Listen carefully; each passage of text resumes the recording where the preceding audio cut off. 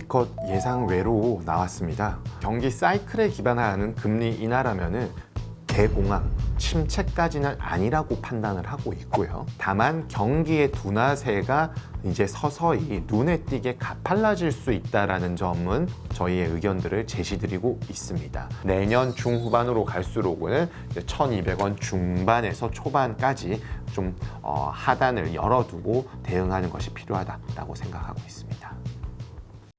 특별한 경제 강의 머니 특강. 안녕하세요 주식 초등학교 여러분, 저는 오늘의 특강을 맡은 신얼입니다.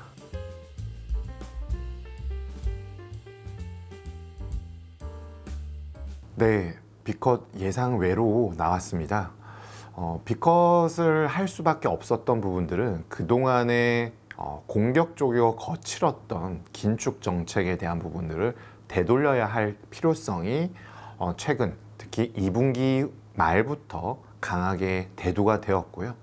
그동안에 견조했었던 미국 경제 성장을 지탱했었던 고용지표에서의 이상 현상들, 즉 하향 조정되는 측면들과 좀 예상치를 하회하면서 추세적으로 경기에 대한 워닝 시그널들이 좀 나오는 부분에 대한 부분들을 시장의 예상보다 좀 더 고민했었던 측면들이 B컷을 견인한 것이 아닌가라고 보여집니다. 단 한 분이었지만 25bp 금리 인하를 주장했었던 소수 의견도 있었던 만큼 연준의 입장 선회, 그러니까 베이비컷에서 B컷으로의 선회 역시나 좀 다양했었던 여러 논의들을 거친 것으로 추정해 볼 수가 있겠고요.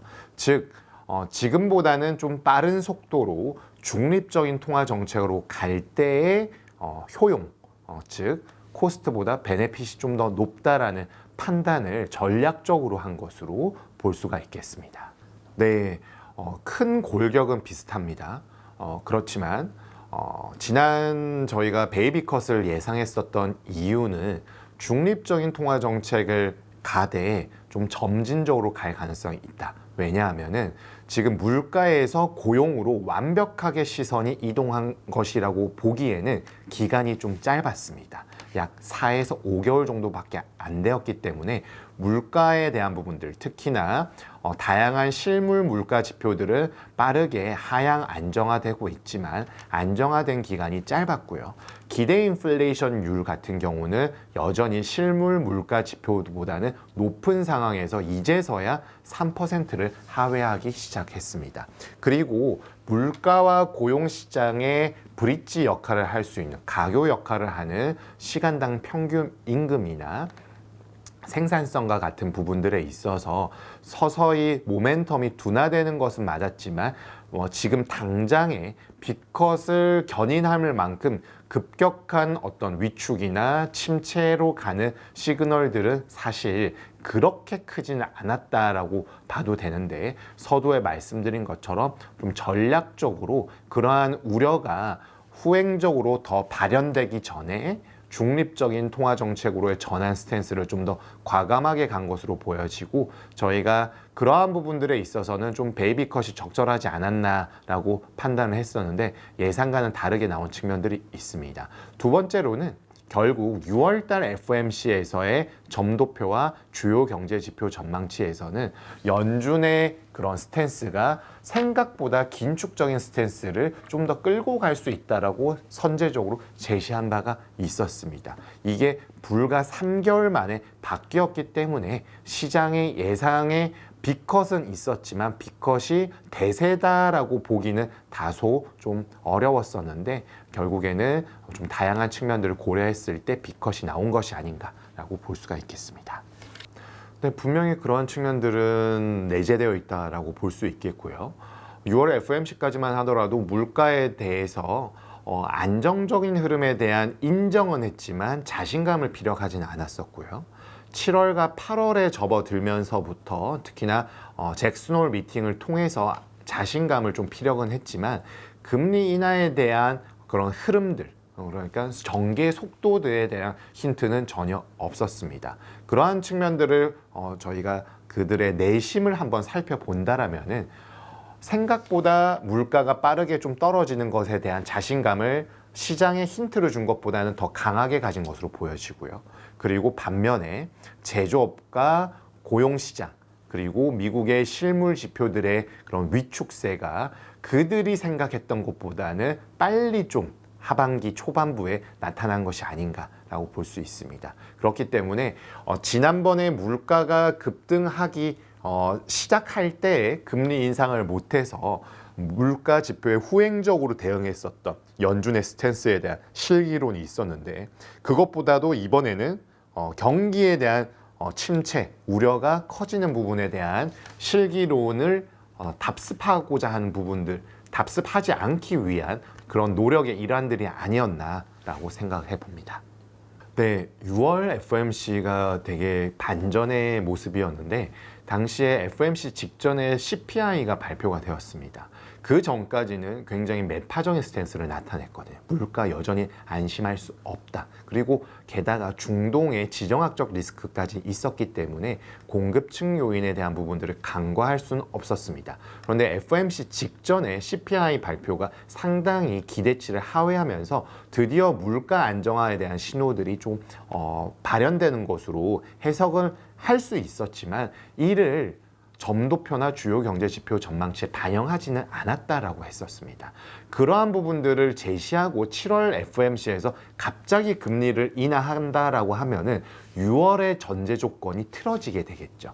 그렇기 때문에 지금 와서 이제 사후적으로 그때 했었더라면은 좀 점진적으로 금리 인하에 대한 신호도 주고 베이비컷과 비컷에 대한 조화로운 스탠스들을 좀 복합적으로 가미할 수 있었다라고 생각해 볼 수 있겠지만, 4, 5, 6월 달에 나왔었던 그런 흐름들이 연준의 그런 움직일 수 있는 공간을 상당히 제약했다라고 보고 있기 때문에 7, 8, 9에 극적으로 전환되는 스탠스로 보여지는 것으로 투자자들은 판단하는 게 조금 어색할 수는 있겠지만, 그들의 입장에서 본다라면은 좀 불가피했다라고 생각이 됩니다.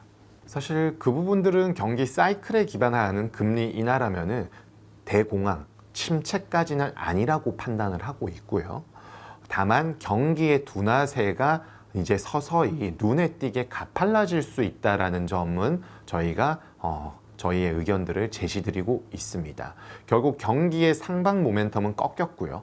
이게 이제 플랫하게 유지가 되다가 어느 시점에 떨어질 수 있는데, 저희는 이번에 베이비컷을 예상했던 부분들은 물가와 고용을 대표하는 그런 경기 측면에서의 조화로운 스탠스를 예상했던 것인데, 연준에서는 그동안에 좀 공격적이었던 긴축 통화 정책을 좀 미리 빨리 되돌려 놓고, 그 다음에 경기에 대한 우려를 좀 잠재울 필요성에 대해서 무게중심을 둔 것이 아닌가라고 보여지는데, 이번에 스탠스를 보게 되면은 침체나 이러한 부분들에 대해서는 선을 긋는 모습들을 보였었습니다. 즉 50bp 비컷을 하고 이러한 부분들은 우리 투자자나 일반 경제 주체들이 직면하거나 아직 관찰하지 못한 위험 요인에 대해서 연준이 인지하고 있는 것이 아닌가라고 생각을 할까봐 좀 더 그런 스탠스에 대해서는 좀 벽을 치는 모습들을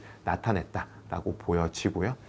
지금 실물 지표나 흐름들을 판단했을 때는 아직 그러한 부분들이 나타나기엔 좀 이르지 않나라고 판단해 봅니다. 왜냐하면은 경기 둔화나 침체에 대한 신호를 주는 지표들에 있어서 고용 지표나 제조업에 관련된 서베이 지표들을 가지고 얘기를 하고 있는데요.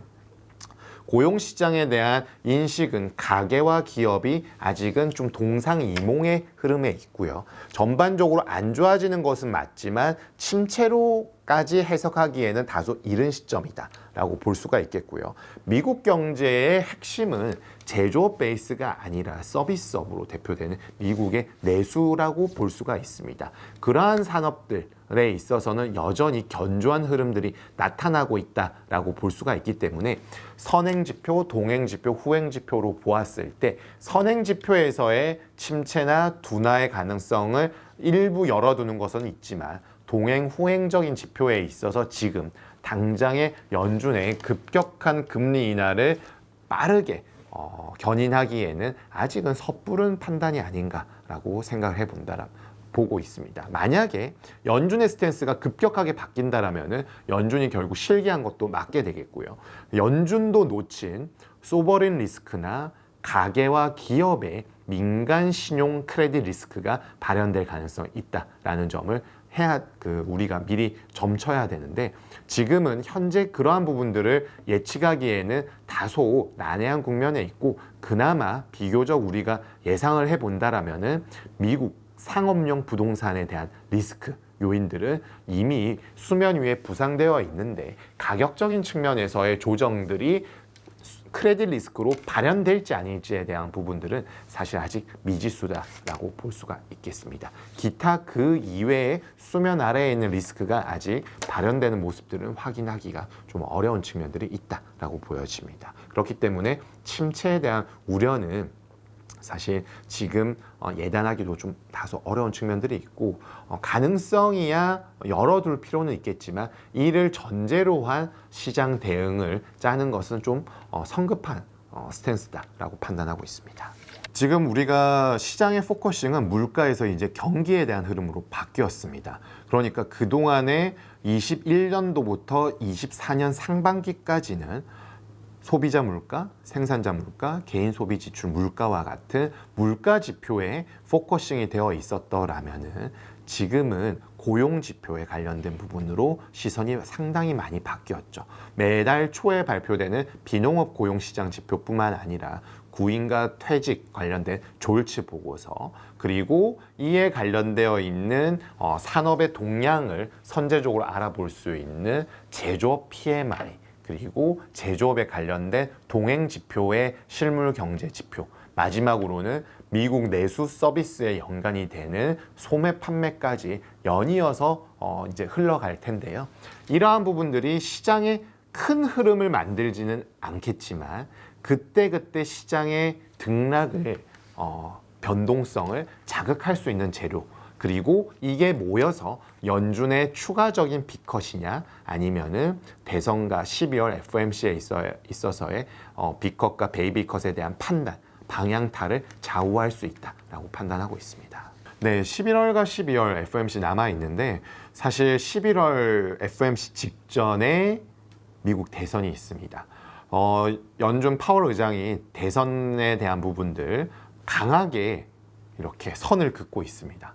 그렇지만 시장 참가자들은 대선이 FOMC에 영향을 미친다가 아니라 대선의 흐름에 따라서 시장의 색깔이 바뀌고 시장과 향후 경제 정책에 대한 부분들을 접목을 시키면서 연준의 스탠스를 판단을 하기 때문에 동떨어질 수는 없는 상황이라고 볼 수가 있겠습니다. 그리고 이번 FOMC 점도표 9월에서는 6월과는 또 상이하게 추가 50bp 금리 인하를 예상하고 있기 때문에 처음 이번 9월 FOMC에서의 빅컷은 나왔지만 추가적인 빅컷을 쉬어가면서 하기보다는 베이비컷 11월과 12월에도 안정적으로 25bp씩 금리 인하를 통해서 금리 레벨을 조금 더 낮추고 향후의 경기 모멘텀이 사그라드는 부분들을 선제적으로 좀 대응할 수 있는 여력들을 만들어가는 흐름들이 12월에 좀 안정적으로 끌고 갈 수 있지 않을까라고 생각하고 있습니다. 네, 기대하는 측면들 점점 높아지고 있습니다만은 연말까지 1,200원을 보기에는 다소 어렵다. 지금 최근에 여러 가지 포지션이나 모멘텀에 대한 지표들을 살펴본다라면은 선반영된 측면들이 좀 높았고, 최근에는 좀 그러한 지표들에 있어서 관망세가 높아져 있다라는 점은 연준의 스탠스를 미리 예상하고 반영했었던 달러의 하락세가 추가적으로 나올 가능성은 중장기적으로 내재되어 있지만 단기적으로는 횡보할 가능성이 좀 더 높다라고 보여지고요. 횡보한다라면은 원달러 환율 자체적으로 내생적인 요인에 의한 원화 절상의 요인보다는 금리 인하를 앞두고 있는 한은의 스탠스와 대선의 영향을 받을 수밖에 없는 신흥국과 선진국 사이에 있는 국내 금융시장의 그런 특수성을 고려할 때 원화의 절상보다는 횡보 또는 약보합의 절하에 대한 가능성을 조금 열어둘 필요성이 있기 때문에 1,300원대 레벨로의 안정적인 하향 터치는 가능하겠지만 추세적인 흐름을 통해서 1,200원으로 연말까지 갈 가능성은 좀 낮다라고 보여집니다. 그렇지만 연준의 금리 인하 가능 폭은 한국은행보다 훨씬 더 높고요. 그리고 그에 따라서 연준의 스탠스를 선반영하게 되는 달러의 움직임은 지금보다 중립보다는 하락할 가능성이 좀 더 높다라고 보여집니다. 이러한 부분들은 아시아 통화, 엔화와 원화 등에 대한 절상 압력으로 이어지면서 내년 초에는 1,300원에서 1,200원으로 가는 그런 시금석을 우리가 타진하게 될 것이고요. 내년 중후반으로 갈수록은 1,200원 중반에서 초반까지 좀 하단을 열어두고 대응하는 것이 필요하다라고 생각하고 있습니다.